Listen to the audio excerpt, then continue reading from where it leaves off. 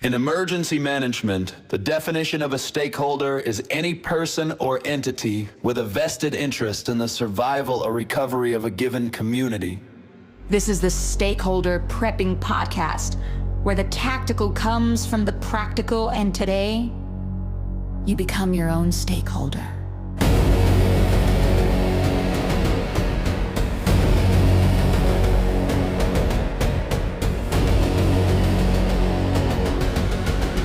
Here are your hosts, Chris and AC.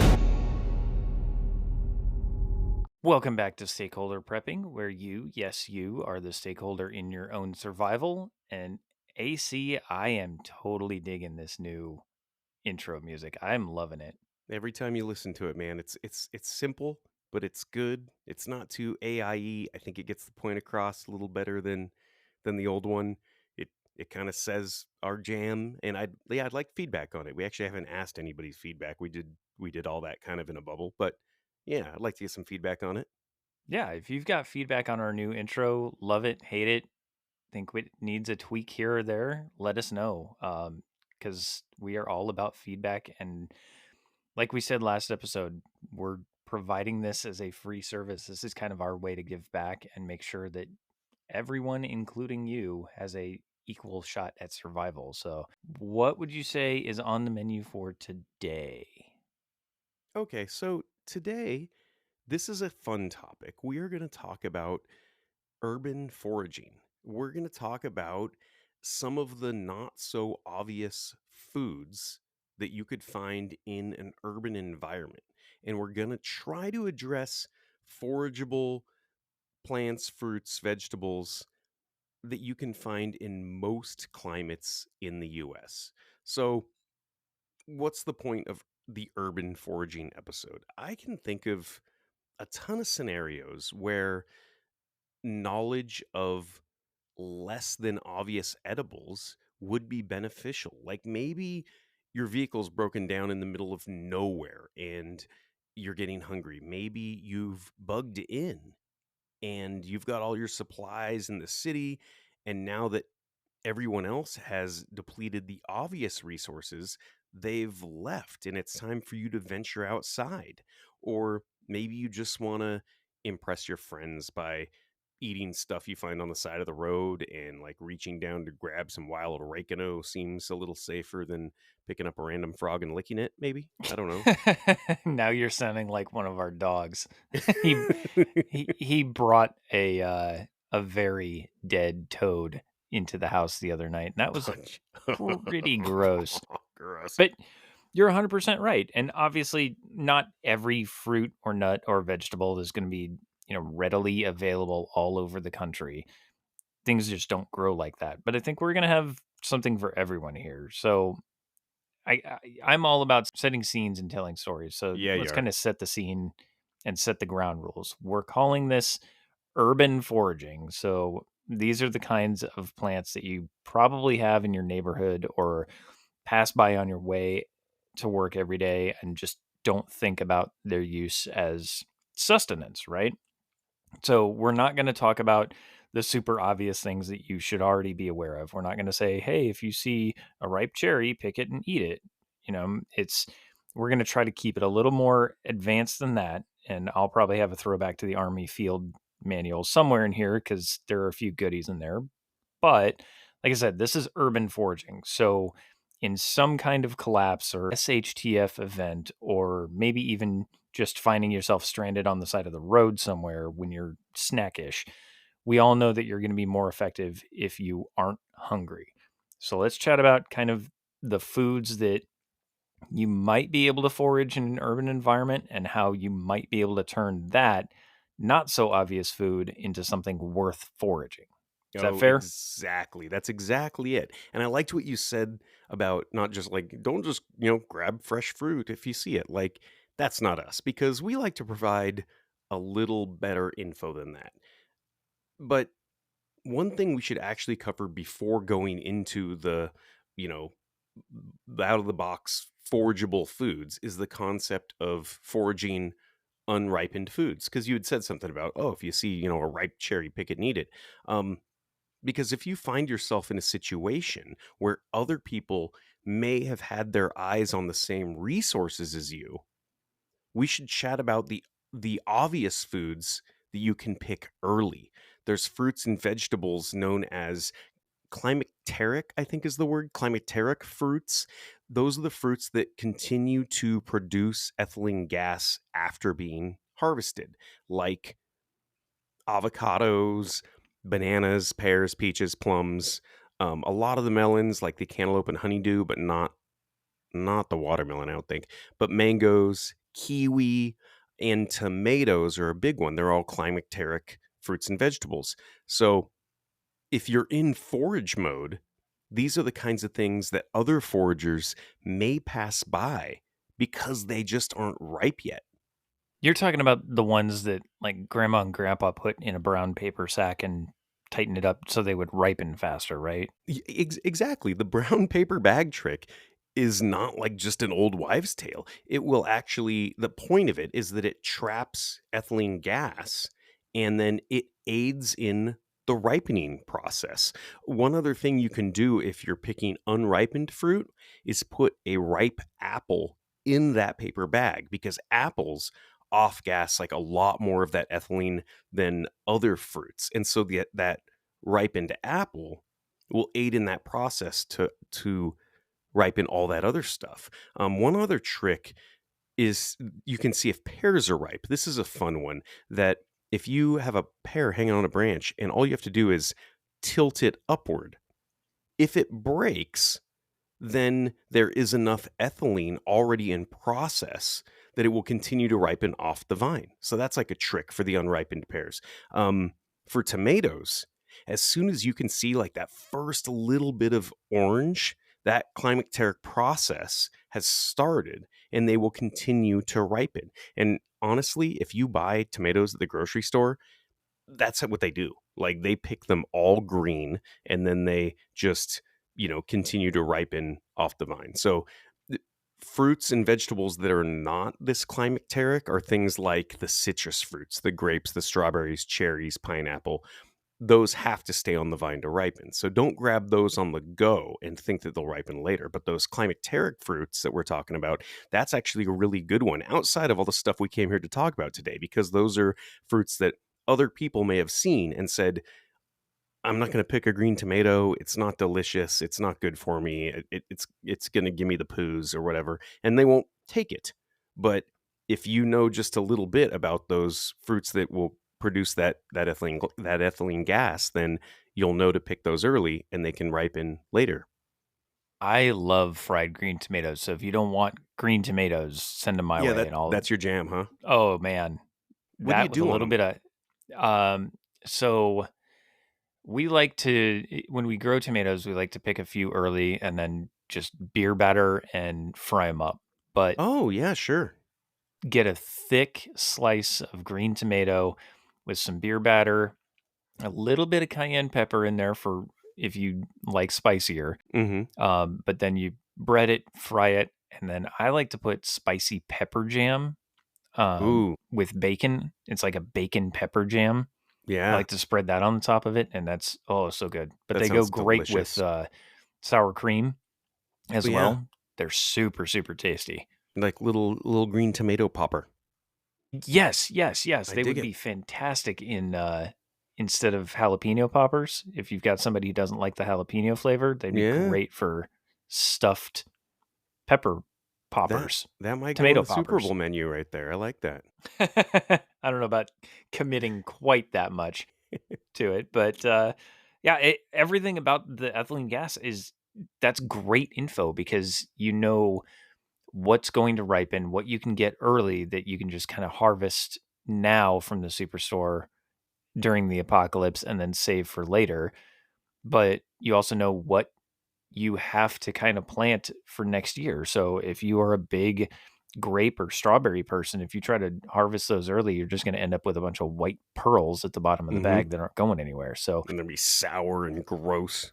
yeah, not the best day. That's awesome info. I do want to talk about like the things you should probably avoid as well, because there are some very easy ways to eliminate plants that you aren't sure of.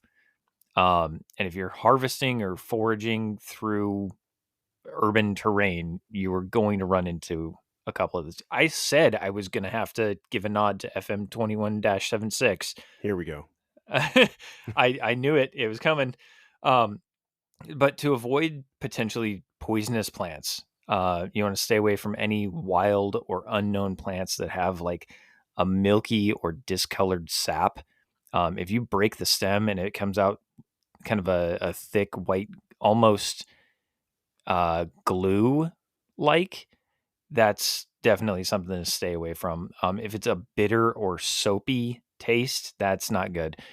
The one exception here is cilantro, um, because genetically, some people cilantro tastes like soap. Right. I'm not one of those people, but I've heard that. I'm not one of those people either. It is absolutely like a great fresh brightening element to a taco, especially like a chicken street taco. For sure. If you can't tell, I haven't eaten dinner yet. Me neither. But I love cilantro. Some people it tastes like soap to them, but if you find something that has like a bitter or soapy taste, stay away from it. If the plant has spines, fine hairs, or in a lot of cases thorns, usually not the best. Again, there's going to be exceptions to this. Things like roses, you can obviously eat the rose hips. Um, but if it's something like dill, carrot, parsnip, or parsley like foliage, those can be really tricky because wild carrots and Queen Anne's lace look almost identical, but Queen Anne's lace has very, very small, fine hairs on the base of the stem. So the queen has hairy legs. Queen Anne's Ooh, lace yeah. is toxic, wild carrots are not. Um, and then anything with an almond scent in kind of those woody parts or a local park or something like that, if it smells like almonds, just better off to stay away from it because that's also what cyanide smells like is almonds. Um, Anything with like grain heads with a pink or purplish or kind of a black spur, if it has that, it's going to kill you if you try to cook it up. Unless you know exactly what you're doing, it's better to not try to deal with it and end up killing yourself. Um, and then leaves of 3, let it be.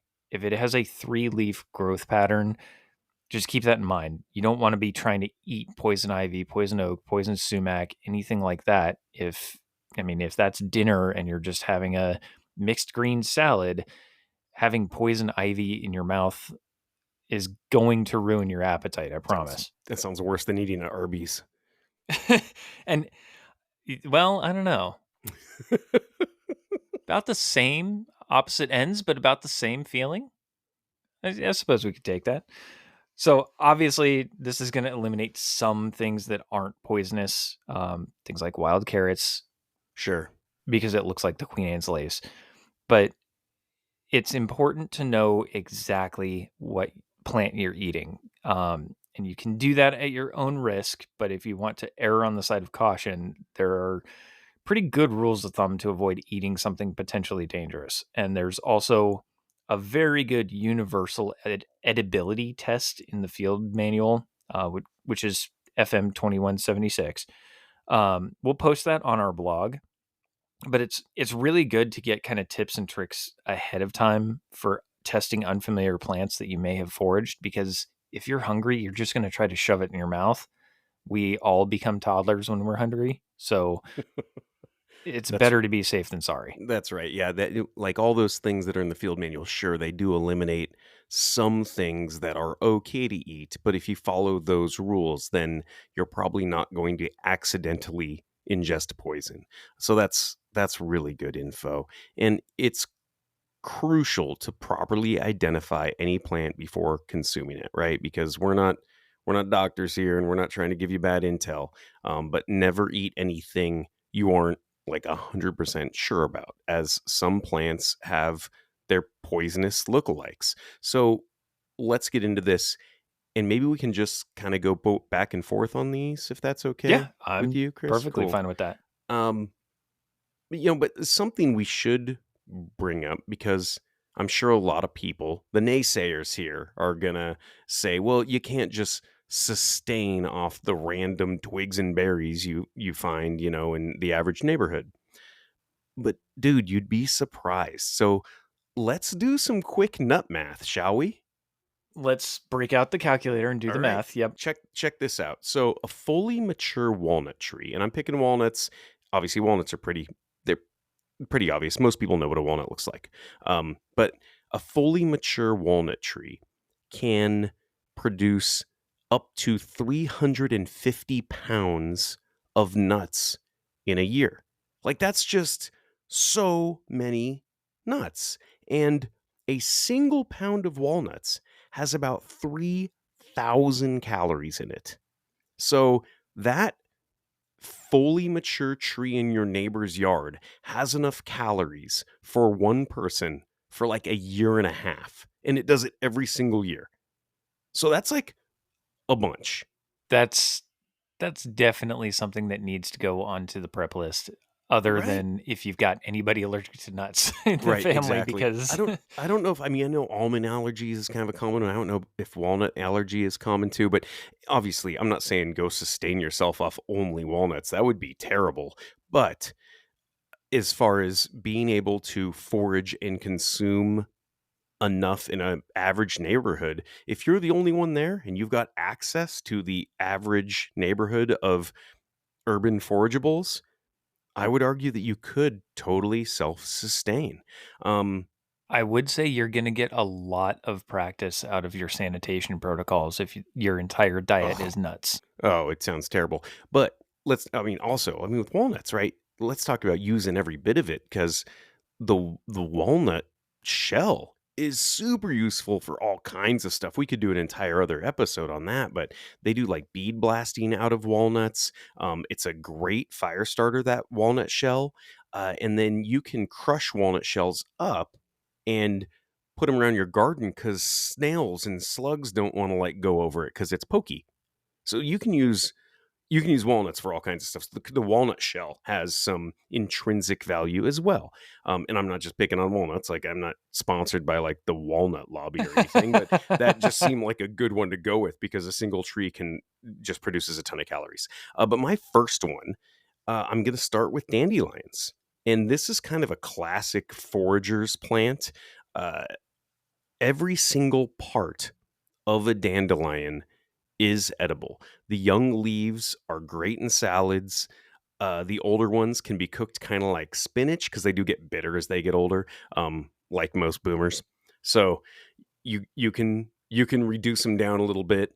Um, the flowers can be used to make tea and wine or jelly, and the roasted roots can be ground into a coffee substitute. And although they're caffeine free, they make like this earthy tea that some people really do use as a coffee substitute. It's got the root has like this flavonoid phenolic acid that's basically I think it's a caffeic acid is what they call it, but it's like some of the same acids that coffee has. So it kind of does some of the same stuff to the metabolism, apparently, even though it is caffeine free. So I have a ton of dandelions in the yard. My bees love the pollen. So I would say that quite a bit of my honey, especially the late season honey after what they call the fruit pollen flow, is probably going to be very largely dandelion. So like that honey I sent you, Chris, is probably mostly dandelion honey. So dandelion's kind of a superfood almost, but I do want to try the grind up the root and see how it tastes. I would like to do that. So that's my first one. Dandelions, they're everywhere, and they grow everywhere. It's the craziest thing. You try so hard to like plant a garden, and then the dandelions like, dude, did you see the crack in this concrete? I'm gonna grow there. Yep. Like, Yep. so everybody can find dandelions, and you can make all kinds of stuff with them. I can just imagine seeing you after trying your first cup of like dandelion root tea Yeah, and just sitting there vibrating yeah. while you're trying to take a flight. Yeah, no, I'm just gonna be like, man, the apocalypse isn't for me. I'm sorry, this isn't working out. I Dandelions are super versatile, and I know there's another one almost everywhere and probably not very obvious, but roses, those big rose bushes. In the US, we use roses as decorations, but in a lot of other parts of the world, they make sweets and even things like ice cream out of rose petals. That's actually super common. It turns out they're actually pretty tasty. Um, I have eaten roses completely raw. As long as they're not fragranced by the florist, they're not bad. You just have to try to avoid eating kind of the white part on the end of the petals because that's very bitter. But you can chop rose petals into a salad, mix them with butter, spread it on bread, or make jam, rosehip jam. You can munch them raw if you're in a survival situation. They do tend to stain your teeth blood red if you eat enough of them, I have found, but Hmm. you've got to eat a pretty big handful for that. But just the weird thing about this is if you try eating roses in like a non-survival situation, make sure you choose organic ones. They are one of the most heavily sprayed plants when it comes to pesticides and herbicides and stuff like that. So, um, a lot of florists take them very seriously, but I've also seen people like candy them using an egg white wash and then drying them. I haven't Oh, tried that. wow. That could be interesting, but just make sure to get the ones without all of the pesticide and insecticide and all of that junk. That's interesting you say that. Yeah, because roses are pretty hardy, but I get that they want to be pretty, so they kill all the bugs, and you probably don't want to eat those ones. Did you say that the florist like adds a scent to roses? That's not true, is it? Some florists do, depending on the freshness of the rose, they will spray them with Something that almost, smells like rose? yeah, it's almost a glitter bomb. No kidding. And it's gross and you can actually tell if you I mean homecoming season is coming up, but homecoming prom, if you go to the florist, grab a rose, doesn't really matter what color, and just kind of flick your tongue and taste the tips of it. If it's super bitter, Like almost like, perfumey? yes, you'll know that it's been sprayed because it's Weird. an older rose. So they Yeah, spray it with a preservative to interesting. make it last longer, and it just smells nice, Sure. but it's not good for you. But roses, I mean, yeah, roses are the key. You can't kill them. I mean, in a urban situation, you're gonna have roses growing like weeds. So that's a really good one. Um, I'm gonna go. This is kind of weird. I'm gonna go with maple. And maple trees, they're pretty prevalent in a lot of the country, and you've seen maple everywhere. And in an urban environment, you can usually find them like in the neighborhood park because they get big and they're beautiful and all that kind of stuff. I have a handful of maple trees in my yard, and the samara is the fruit of the maple tree. It's those little helicopter things. So Whirly birds. you've seen those, right? Whatever we call them, yeah, you call them something different in every part of the country. But the little whirly birds, the little helicopter, they're actually edible. The maple samaras, the helicopter seed, if you will, they're edible. So the flavor and texture vary. Like the green young seeds are a bit more palatable and kind of sweet. Um, but to eat them, this is the thing. You need to know this, that you have to remove the papery wing, the helicopter wing, to access that edible pod inside. And I know, Chris, you probably just got done talking about the field manual where it says don't eat things that are pods, but um but True. obviously, but the maple whirlybird is different. That little pod inside is edible, and it can be eaten raw, like in a salad or in a stir fry. You can cook it by boiling it or roasting it or drying it, and you can actually make flour out of those little maple samaras as well. So be aware that the taste can be super bitter depending on the tree species because there's a bunch of different kinds. There's like broadleaf maple and vine maple and all kinds of other maples. But um, depending on that harvest time, you can get bitter seeds that may require leaching or cooking them to improve flavor, but they're not poisonous. They're always edible. So if you're in a long-term urban forage situation and you've got maple trees around, you can make maple syrup. And It's actually remarkably easy, and you really just basically need a way to make fire and boil it. So you can get these tap kits, and I just bought one on Amazon for like 30 bucks. And if you are in an urban area, buy one of these tap kits and just have it, man. Put it in the closet and you can make syrup when you need it. You'll thank me in the apocalypse. But basically, you just boil it down. So I think the ratio is somewhere around 32 to 1. So that means that from 5 gallons of sap, you end up with about 20 ounces of syrup. And it takes about an hour per gallon of boiling to turn it into syrup. But the pro tip, you can actually do this with birch as well if you don't have maple. We don't hear a ton about like delicious birch syrup, so I'm guessing it's like the Timu version of maple syrup or something. Like it's a little earthy and that kind of thing. It's definitely not as sweet, but it can be done. And I think sugar is one of those things that's going to be kind of hard to come by. We as a nation are very addicted to sugar, and I think in some kind of grid down scenario, man, sugar's going to be a commodity. So you can buy a maple tap kit and make maple syrup. And that's also how you make brown maple sugar. Sure. Yep. So if you continue to boil it down until it's basically dry and dusty and then just shave that crust, you've got maple sugar that now that's a tradable commodity. I used to eat just in the front yard. We had a giant oak tree and a giant maple tree. And every fall when those little seedlings would fall down when I was like 4 or 5 years old, I'd just run around in the front yard, try to catch them and then chew on them.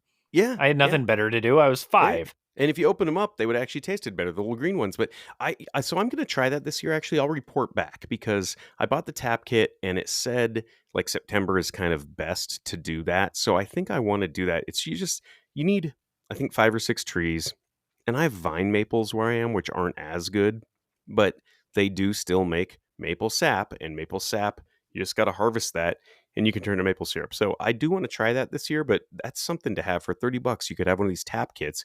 And if you're looking at that park across the street from your house and there's all these maple trees sitting there, like no one's going to try to eat those. So you really could do some serious urban foraging with those big old maple trees you see.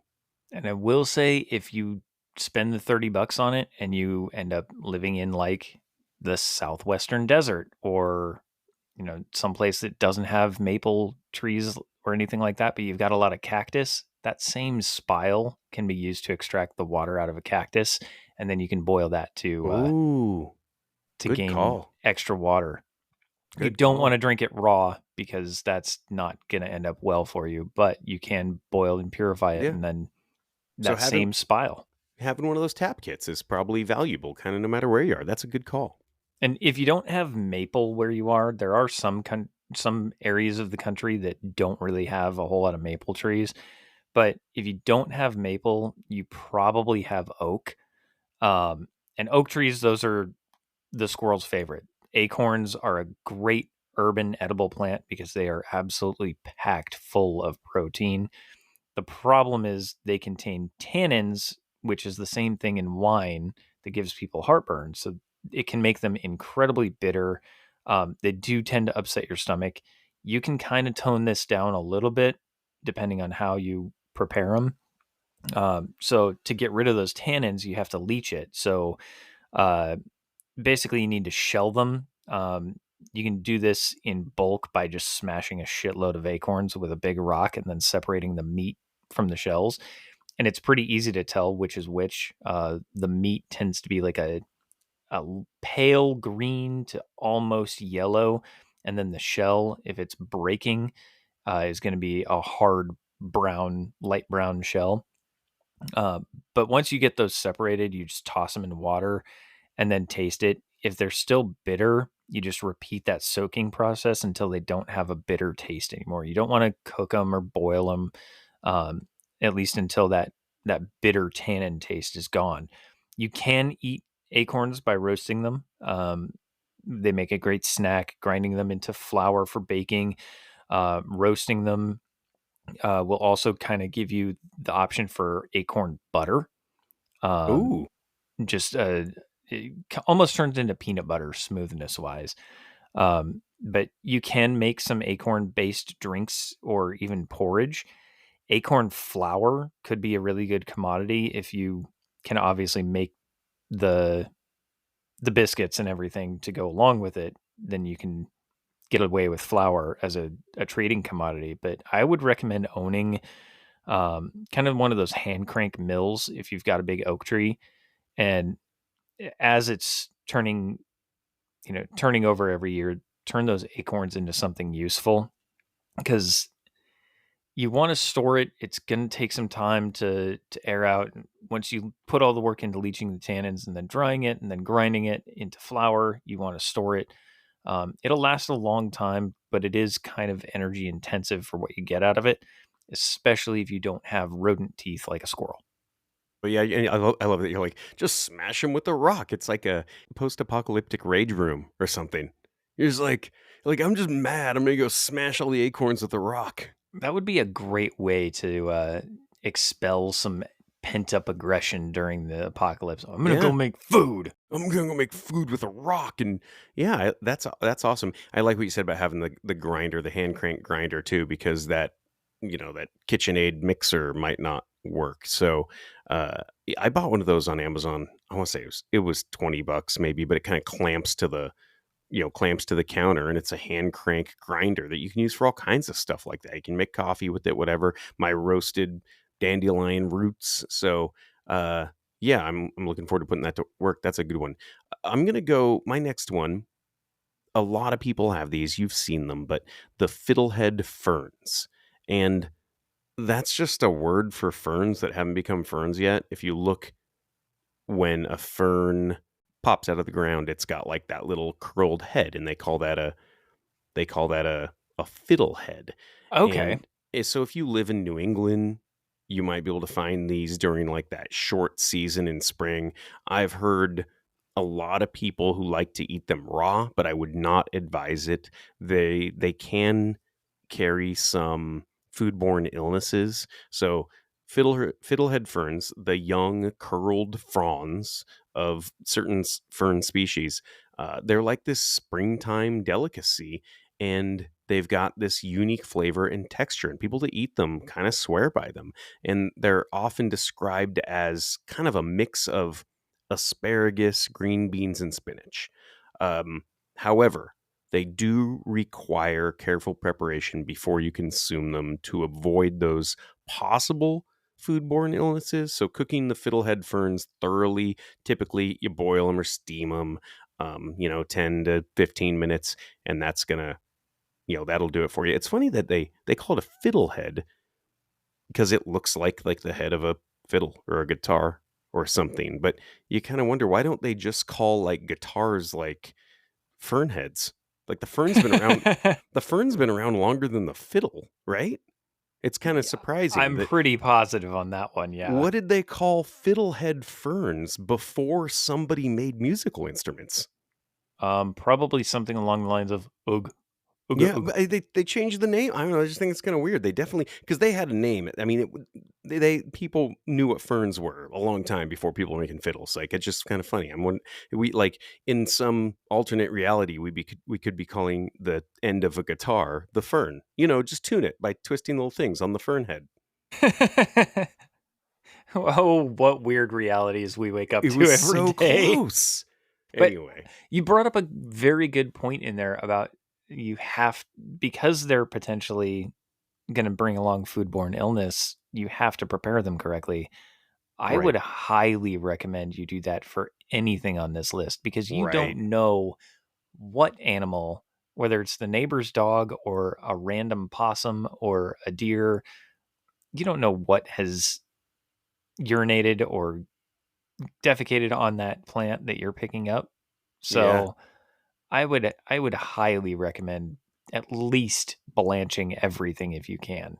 And Um, in the urban environment that we're talking about, obviously those kinds of things are just far more likely. Even the pesticides or the road grime or whatever. You're exactly right that in a urban environment, you're far more likely to find contaminants on any of this stuff.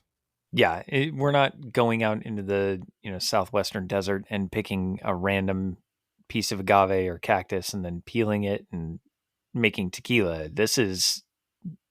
this is urban environment foraging. You're hungry. So do the best you can with this. It's going to keep you alive, but your stomach may not thank you. The next one on my list is actually something called lamb's quarters. Um, Okay. and it's a plant that it does grow all over the continental US. It tastes better than spinach. Um, it's also called goosefoot or pigweed. So it kind of depends regional dialect where you are, what it's called. It's an edible wild green. It can be eaten raw or cooked. It is very nutritious, similar to spinach, very high iron content, and it can be prepared in similar ways. So, steam it. You can, I don't know why you would boil it and then can it and let it sit there, but you can because to me, fresh is always better. Saute it. That's the way we eat spinach or just in a salad, but it's really, really good. The younger leaves, they can be eaten raw in salads. The older ones and the stems, they can kind of be cooked like spinach. So the seeds are also edible. And this is kind of a cool piece of it is they can be dried and then ground up for use in baked goods or cereals, and it's pretty versatile. So the raw leaves, those are going to be the young tender leaves. They can be added to salads and things like that. If you cook it, the leaves and stems can be steamed or sauteed or added to soups, stews, casseroles, whatever you need to kind of have that perpetual cooking pot that we've talked about. And then the seeds, they can be eaten raw. They can be dried and ground or added to baked goods as an extra flavor enhancer. But the nice thing is the seeds do carry nutritional value too. So if you're adding them on top of your fresh baked bread, you're just getting a little bit more fortified bread. Yeah, I'm gonna have to find some good photos of lamb's quarters so we have it on the blog. Yeah, we should probably put together, I guess, like a little quick identification card of all the things we're talking about here because I know some of them look similar to other things. Lamb's quarters ones that I might not be able to identify. So yeah, we should definitely find some good photos of these to put on the blog Definitely a worthwhile endeavor. for sure. Now, my next one, I'm going with cattail. And if for anybody, I mean, if you've got a marshy area near you where you live, you've got urban wetlands where you live, you have cattail growing. It kind of looks like nature's hot dog.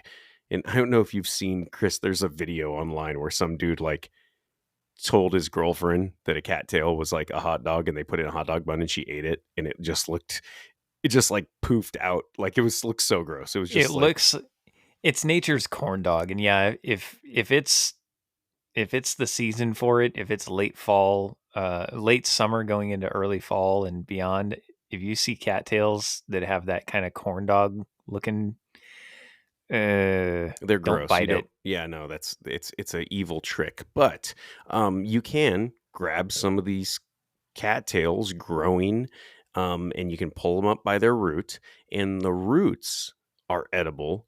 And they taste pretty good when they're like roasted or boiled or baked. They're kind of like a potato. It's kind of like that rooty thing, like a potato that you would think of, or a yam, or yucca, or one of those kinds of things.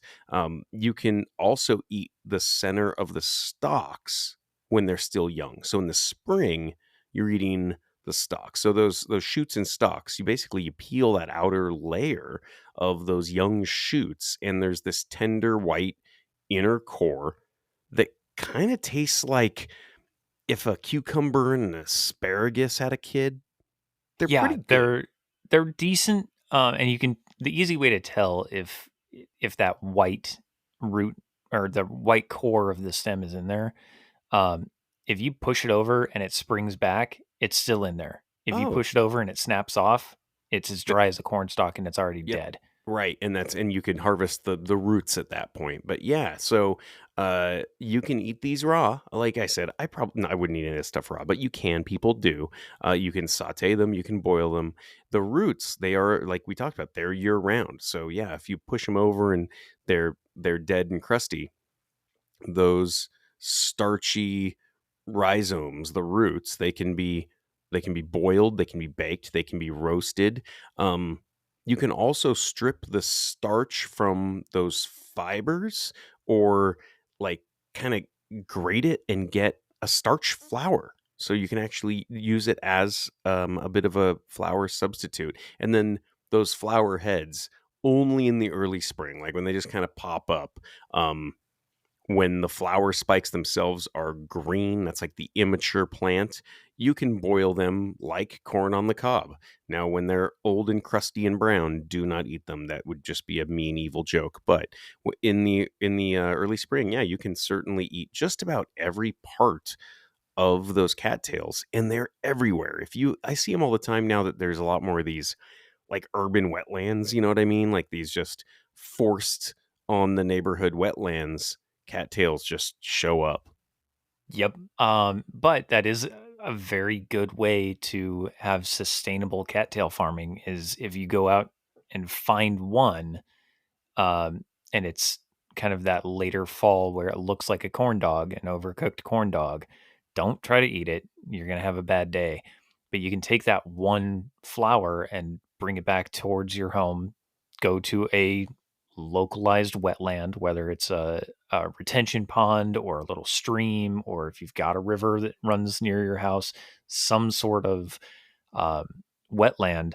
You can then just walk around the perimeter of that, breaking apart that cattail as you go. You're going to come back into the house looking like you got attacked by a husky during shedding season, but you are planting those seeds, and the next season you will have cattails freaking everywhere. Sustainable cattail farming. I love that. It's super, super easy, but it's not something that a lot of people think of because they they harvest, consume, and don't think about perpetuation. Sure. So in the apocalypse, you can be a gong farmer and I'll be a sustainable cattail harvester. That'll work because Yeah. the cattails are going to draw in ducks and Right? geese and Yep. swans.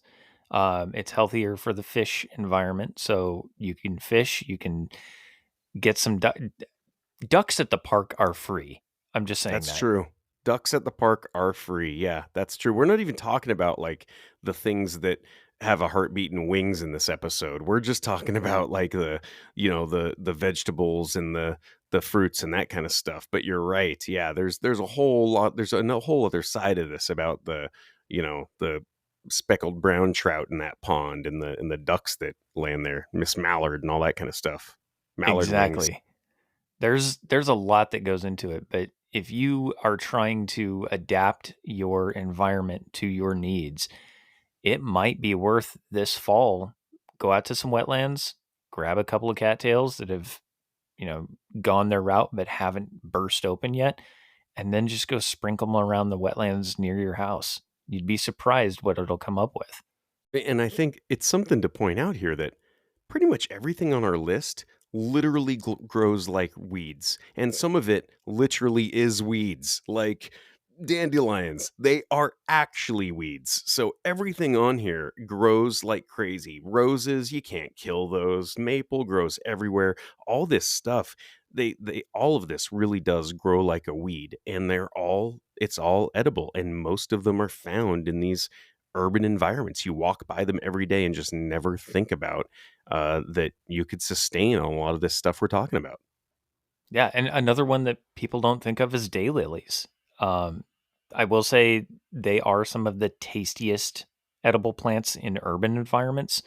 Um, I've had daylily salads, and it was a super fancy place that they wanted like $40 for the buffet, but they had a daylily salad that you could get as an add-on, and I was like, "All right, I'll try it."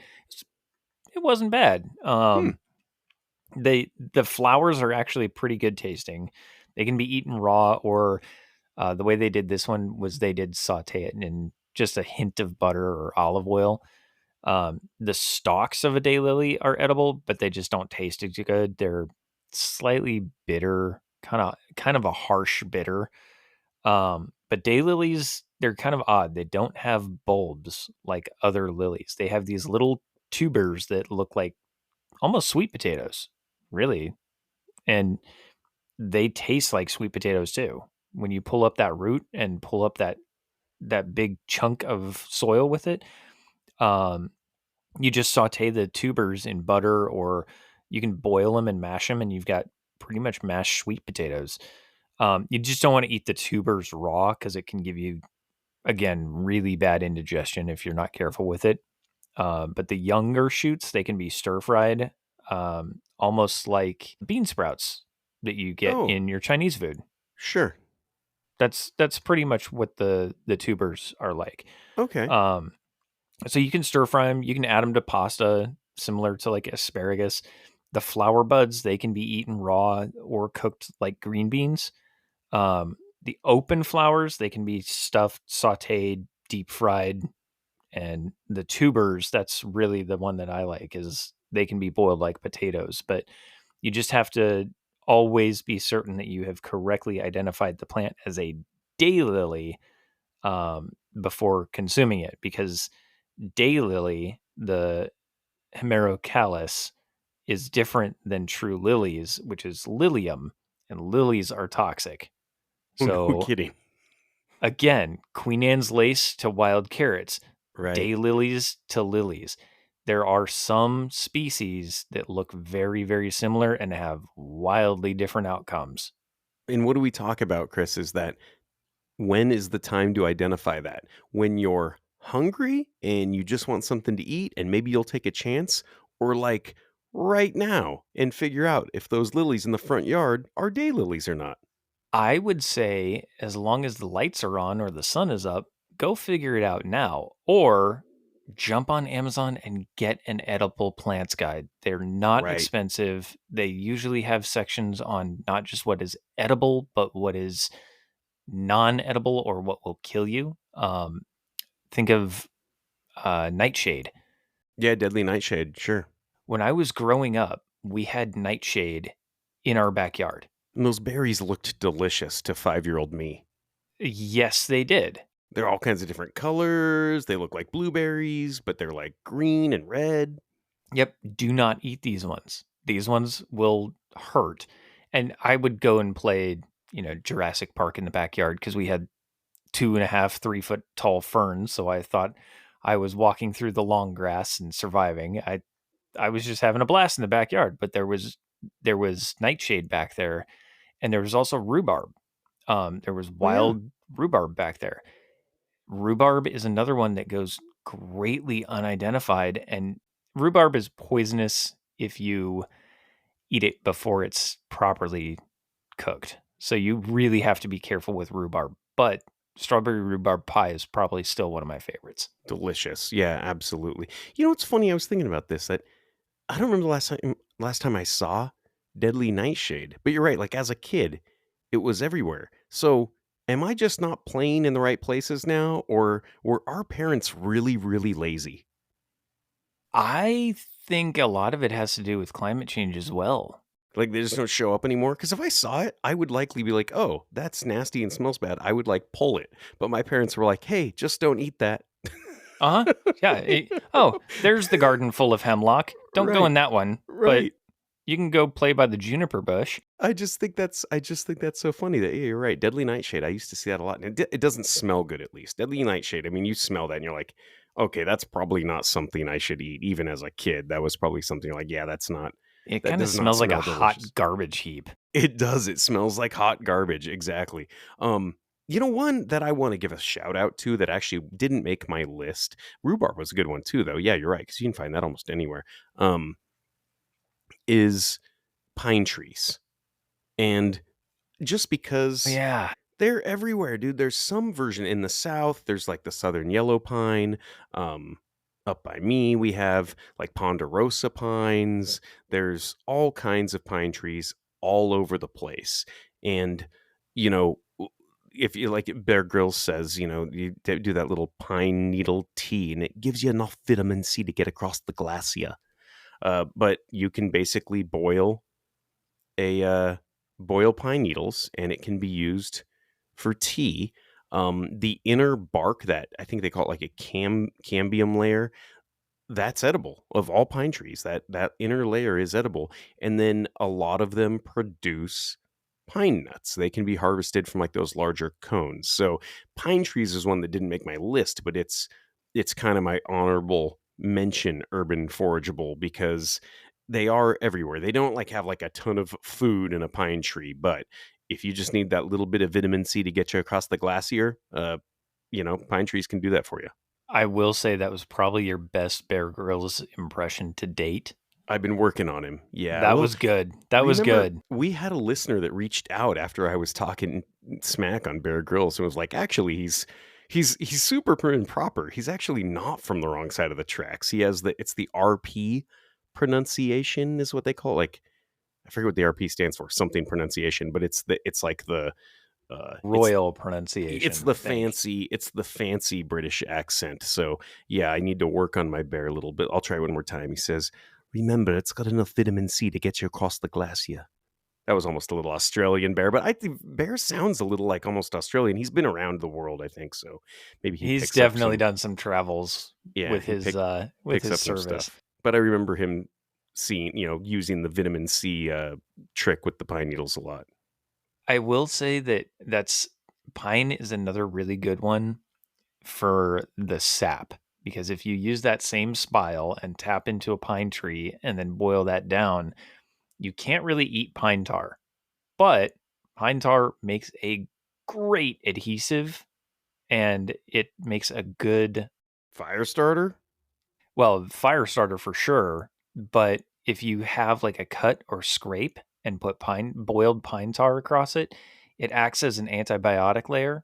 And as long as it's not hot when you put it on there, you don't want to re-burn yourself, but you can spread pine tar and just cover it with gauze. By the time that pine tar has released from your skin, it's usually pretty healed. So if you've got a cut or a scrape and don't have uh, what you would call proper or modern medicine available to cover it, pine tar is the way to go. It almost acts like the triple antibiotic that you get from Walmart. Yeah, and it's kind of like nature's caulking. You can use pine tar for anything, right? You can seal up all kinds of stuff. If you're building a log cabin, you can use pine tar to, all the gaps and cracks and all that kind of stuff. So, On one of our interviews, when we were talking about fording a river, they would fill up all the gaps in their wagons yeah, with pine tar. right. I think we just talked about it a couple episodes ago, but yeah, you're exactly right. So pine tar, yeah, you can use a lot of stuff, and in fact, that might be a fun episode we could do just on the non-edibles, but all the weird stuff that you can find in the urban environment that you can use for tools like that. But yeah, like the pine tar, you're exactly right. Or so much stuff can be used as a very very good uh, fire starter. But I don't know. You got anything else on your urban foraging? Those are all very good. Every one of those was a solid one. I think the only other one that I really want to bring up is aspen. And Oh, sure. I know where you're this going. is this is going to be very regionally specific. You don't see aspen out in, certainly not anywhere east of the Mississippi. Hmm. Um, it's kind of northern New Mexico up to the edge of Canada and then everywhere west. But aspen is a grove plant. So you don't just see a single aspen. If you see one, that either means it's been cut down or the other ones around it have not grown in yet. But aspens will share their root system and actually transfer nutrients from one tree to another, which is really cool that it acts as a massive organism. I think it's actually the largest known organism on the planet is like a 2,200 acre aspen grove that all has Because interconnected it's all roots. it's all connected. Yeah. But if you scrape the bark of an aspen, just use the edge of your knife, scrape a little bit of, you'll get a white powder on the edge of your knife. And if you keep scraping and scraping, you get a pile of small powder. That will act as a pain reliever, like ibuprofen or Advil, Tylenol. It's not going to have the same properties as ibuprofen for like anti inflammation, but it is a natural pain reliever similar to aspirin. Right. I think that's where the name came from. I'm almost sure that that's where the aspirin name came from. Was aspen, aspen bark. There's a joke that my wife and I heard while we were on a horseback ride. and we learned about aspen on this ride, and the instructor was saying, oh, there was an old doctor, and he said, all right, all you need to do is take 2 aspen and call me in the morning. I think we're going to have to start adding in the dad jokes every episode at Yeah. some point. Start throwing, that's actually a very big demographic of ours, is the dad demographic. We're right in there. But yeah, aspen. So I think aspen is the poplar family. I think they call that, I think you can also call it poplar, but it's in the willow family. So there are those, I think, that have similar characteristics. But you're right, as that pain reliever, that poplar, aspen, willow thing. I think that's where the name aspirin came from, was aspen. But yeah, that's a Honestly, really don't good one. know. I'm almost sure I can tell you I definitely heard that somewhere, but it could be one of those like dad fact things that isn't actually true. Somebody just said it and I believed him. That's Yeah. possible. We'll have to Yeah. do some research on that one. Yeah. So I'm gonna look into that. But yeah, you're right. You know what? You bring up a good point that we should probably find a good like edible plants guide and put a good link to that. I think we did that in one of our bug out bag episodes. Is I mhm. found the good trifold waterproof one that wasn't very regionally specific, but it probably didn't have all this stuff on there. But yeah, that's a really good one to have, is just have that edible plants guide with you. It helps you identify those weird plants that kind of look like poisonous plants but actually aren't, and vice versa. So but yeah, that's kind of it in a nutshell. That's the urban foraging episode. I want to try some of these. I've got a couple of really giant rose bushes. No pesticides on mine, so I could definitely try doing some fun stuff. Maybe the egg white wash on some uh rose petals. But also I do really want to try the dandelion thing, because there's just so many of them and it's got so many uses. Like every single part of that plant is edible. It's basically a superfood. I kind of want to try it out. I kind of want to buy the spile and run over to my neighbor's maple tree and Yeah. not tell them. Yeah. Just in the middle of the night, tap into it and let the bucket sit until just before dawn, and then run out and grab it again. Right. Well, you actually can run a pretty decent line off of those little taps. It's like a surgical tubing. So you could probably run like a little camo line into your yard. I think, to safely, like, so the tree doesn't die. I read that you need about 5 trees, because you're only going to get, I don't know what it is, like a gallon off of each, tapped tree or whatever. And so you 5 gallons, you boil that down, like I said, it's only 20 ounces of maple syrup. But yeah, uh you could definitely tap into one and run those little lines and see how much of that you could harvest. I think that's on my list for this month as well, because I do have the tap kit and I've got some big enough maples that I think I could actually harvest some out of. That'd be fun. That would be a project, and definitely something we would put on our YouTube channel. So if you have not already followed us, if you sign up for our newsletter on stakeholderprepping.com, you get 1 email a week. That is it. Just one. Yep. Just when the blog goes live, just to let you know it's there. But we are also on Spotify, Amazon, iTunes. We are also on YouTube. We do have some bonus content on there. So if you're not already following us on YouTube, definitely do that. But be sure to join us next week. And remember, until then, you are your own stakeholder. We'll see you then.